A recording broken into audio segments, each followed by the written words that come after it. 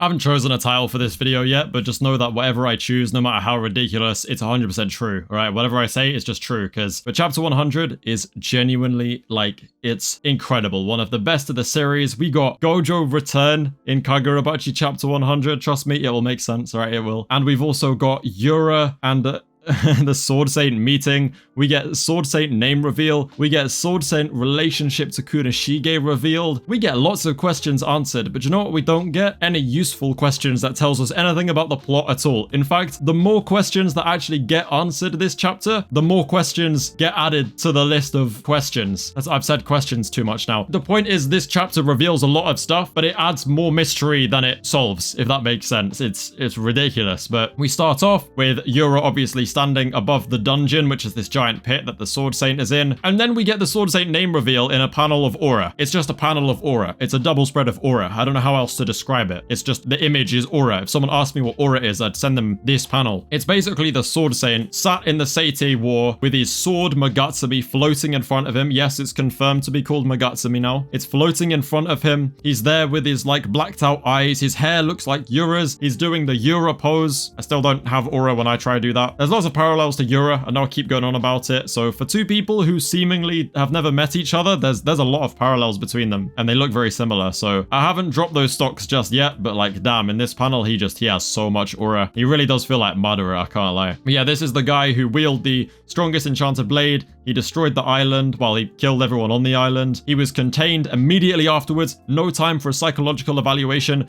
which means they think he went cuckoo. They think he lost his mind. And then it reminds us that losing your mind as a sorcerer can heighten your abilities, just as it did with Ikuto, which I'm sure is going to be pretty important later on. But yeah, he's been in there with no stimulation at all for 18 years. So they were like, if he wasn't crazy before, he's definitely crazy now. I disagree. I think he was crazy before and he's just as crazy now. But I don't think being in there made him any more crazy. I don't think he's that kind of person. Yura kind of pulls up. He's like, Swordmaster, finally we meet. I've come to kill you. And just so nonchalantly, the Sword Saint, or Akimura Soga as I should call him now, Soga is like, yep, cool.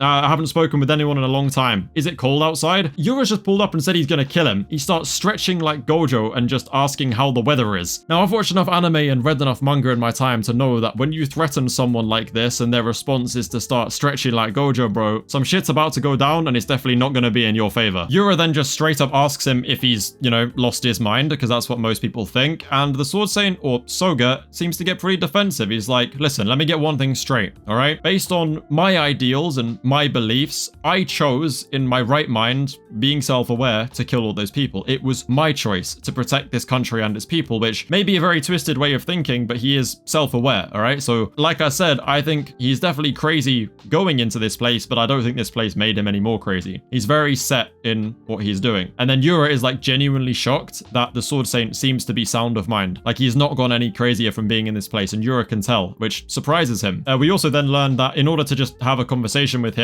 Soga stopped trying to take over Yura's mind, which is why he can maintain the, you know, black-eyed Magatsumi mode without being taken over. Just because he wants to talk and hear about the outside world. And then this is where we start getting the crazy lore drops, okay? Because Soga then asks, is my brother-in-law Kunishige Rokuhira dead? Which confirms the way that it's translated is Soga is the younger brother-in-law of Kunishige Rokuhira, meaning that Rokuhira was either married to his older sister or he was married to Kunishige's sister. But it's most likely that Rokuhira was married to his sister, which would be Chihiro's mum, which would make this man Chihiro's uncle, which is... We're doing main character, main villain, uncle stuff again, bro. Like Yuji Sukuna, do I see you in there, maybe? And then, bro, the response is... By the way, just before you point out, the official translation says my brother. The correct translation is my brother-in-law, all right? So before you go screaming at me in the comments, that's the correct translation is brother-in-law. Yura responds in the most Aizen, like he says the most Aizen bar of... It's more Aizen than Aizen. And he just says, yeah, he's dead. I led the plot to kill him. Huh? What the fuck do you mean you led the plot, bro? Like, no, I know what you mean, but why'd you have to say it like that? It's like, what, have you read Bleach? You're trying to be Aizen. That's what you're literally trying to be Aizen. Anyway, and then the Sword Saints, or sorry, Soga's like, all right, so that's the plan, right? Is I figured he was dead. Now you've come to kill me so you can use the Shinichi, right? And Yura goes, well, that was the plan, yeah. And he summons Magatsumi. You mean he could do that the whole time, bro? Just using the power, Yura just summons the sword, just straight to him. Yura now has the Shinichi, or Magatsumi, in his hand.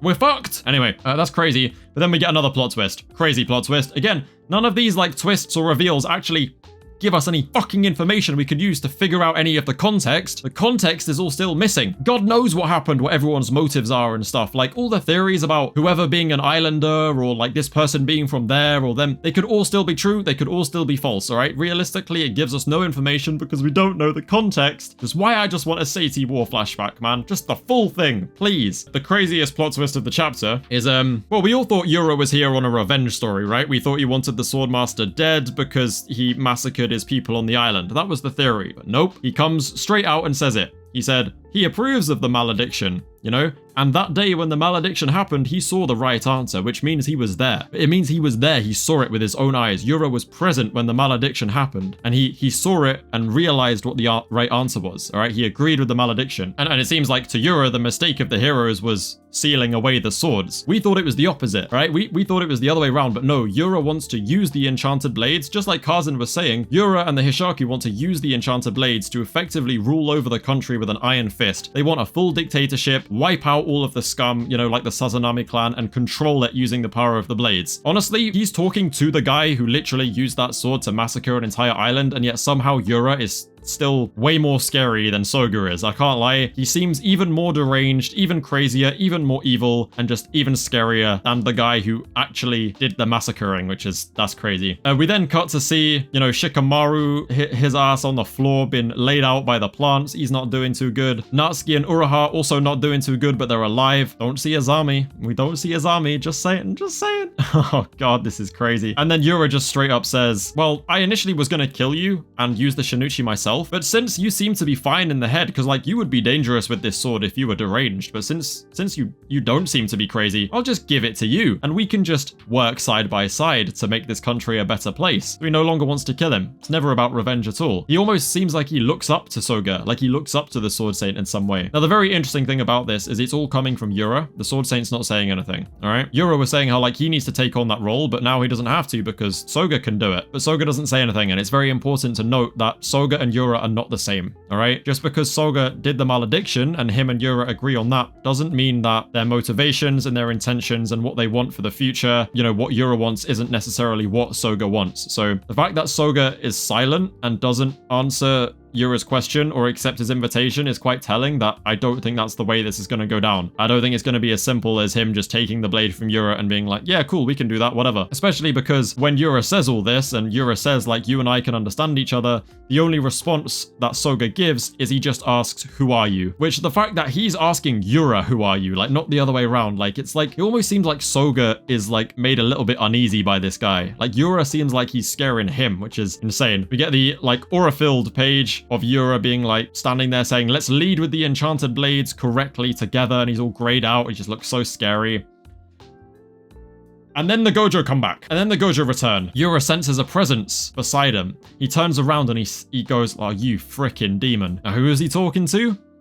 A one-armed, flower-riddled Azami. Holy shit, bro. He has to be my favorite character right now. Azami has, like, genuinely, this is like a, yo, long time no see kind of Gojo pull up on Toji moment that Azami's pulling right now, and he's got the same aura. Can't lie, he's got Gojo level aura. It's insane. He pulls up all the way to the basement with one arm crippled by the flowers, using his sorcery to keep him upright. Yura just looks at him and goes, Jesus Christ, you are a monster. Like, how are you even standing? You're a demon. And Azami stands there and just says, that's right, might as well become a demon. Immediately on smoke, Azami dashes towards him, gets his arm blown off. The other arm gets blown off by a dragonfly that Yura shoots from his fingers. Just make me wonder, like, why did Yura go for the arm and not try and kill him? Like, he didn't kill him before either. I don't know. I can't help but think that he wants him alive for some reason. But it doesn't matter. Azami lost his other arm. Who cares? Because he just Uramawashigeri kicks him to the face, bro. Like, reverse hook kick straight to the dome. Yura gets fried because Azami is just that guy. No matter how beaten up he gets, he stands back up, he goes back to the fight, and he finds a way to just beat down on his opponent no matter how strong they are. Now, that is aura. I don't care, bro. This is, when this gets animated, you better do it justice, Side Games, because oh my days, this is one of my favorite moments in the whole manga. Holy shit, it looks incredible. After he boots Yura in the face, we get a little flashback thing to Chihiro, Azami, and Shiba all meeting up for the first time. And then the final page is Shiba. For the first time in what feels like years, we see Shiba in present time sat in one of the sword bearer, Subaru, his sushi restaurant, waiting for the phone to ring. Which means the phone's probably about to ring because the barrier is about to go down. And him and Hiyuki are going to get called back to HQ.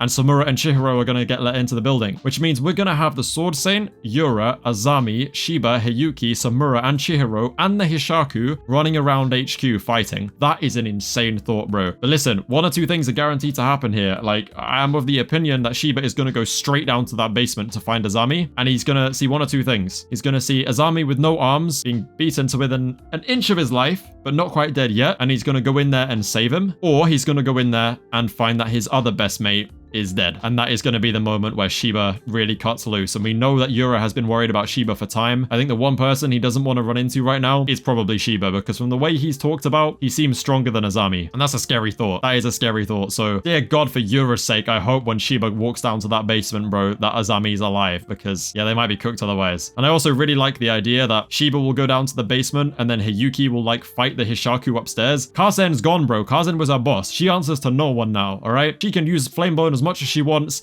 I'd love to see her like 1v3 Hokuto, Uran, and Bingo, or even just Uran and Bingo. Like, give Hiyuki a proper all-out fight. That's what we need to see. Shiba too, alright? Oh god, that would be so dope. But what a way to end the chapter, man. Oh my days. Insane chapter. Definitely deserving of 100. And that's it. That is what we get. But Shiba, I'm so ready for you to cook, bro. Oh, yes, bruv. Anyway, like, subscribe, and I'll see you in a bit.